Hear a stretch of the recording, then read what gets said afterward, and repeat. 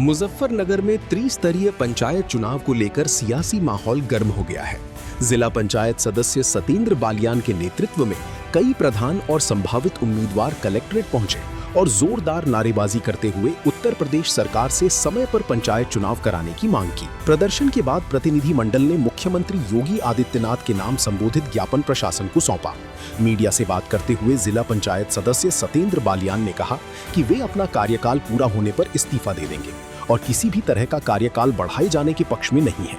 उन्होंने कहा कि अगर चुनाव समय पर नहीं हुए तो भावी उम्मीदवारों के सपनों पर असर पड़ेगा, जो लंबे समय से तैयारी कर रहे हैं। सतेंद्र बालियान, जिला पंचायत सदस्य मुजफ्फरनगर।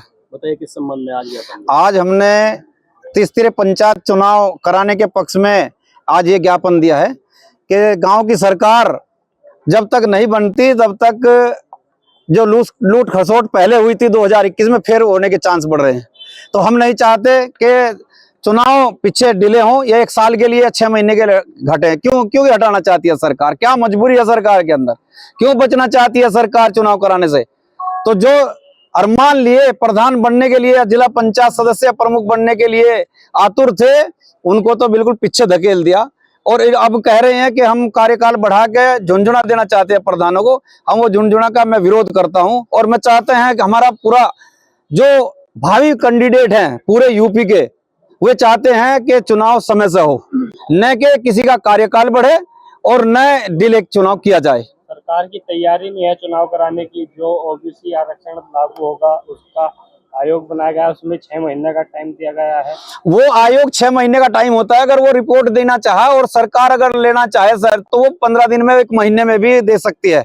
लेकिन चुनाव की मंशा कराने की सरकार की नहीं है, इसकी नीयत पे हमें शक है। तो इसलिए हमने आज से आरंभ किया है और अब हर जनपद में एक ज्ञापन दिया जाएगा। सभी जो भावी कैंडिडेट हैं, भावी उम्मीदवार हैं, एक गाँव से 10-10, 15-15 लोग हैं, उनको सबको इकट्ठा करके समय पे चुनाव कराने का हर संभव प्रयास किया जाएगा। अगर जो चुनाव समय पर नहीं हुआ तो जो घोटाले पहले हुए थे 2021 में, तो वो पूरा प्रधान दोबारा कर सकते हैं? पूरा प्रधान तो नहीं कहा, प्रधानों को तो मैं नहीं कहूंगा, लेकिन कहीं ना कहीं भागते भूत की लगोट्टी वाला जो है ना, वो तो कहीं ना कहीं आ जावे।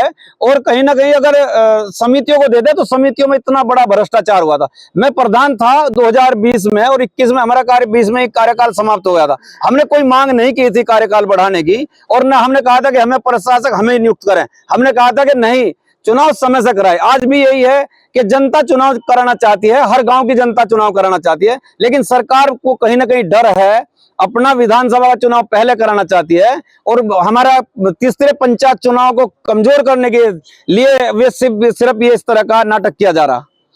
सरकार ने तो कोरोना काल में चुनाव करवाया। हाँ, जब 21 में तो कोरोना काल था तो भी चुनाव करा दिया था, तो अब क्या दिक्कत है? काफी लंबे समय तो ग्राम प्रधान अपने कार्यकाल बढ़ाने की मांग कर रहे थे, आप चुनाव की बात कर रहे हैं। मुझे नहीं चाहिए, भाई मानने का नहीं चाहिए। क्यों बढ़ाते हैं? मैं तो ये कहता हूं, अगर इनमें ताकत है तो इनको छोड़ देना चाहिए पद। और मैं आज घोषणा करता हूं, यहाँ मेरा 11 जुलाई को हमारा कार्यकाल समाप्त हो जाएगा। अगर ये चुनाव में नहीं कराते और कार्यकाल बढ़ाते हैं तो मैं 11 जुलाई को इस्तीफा दूंगा। मैं अपना कार्यकाल नहीं बढ़वाऊंगा।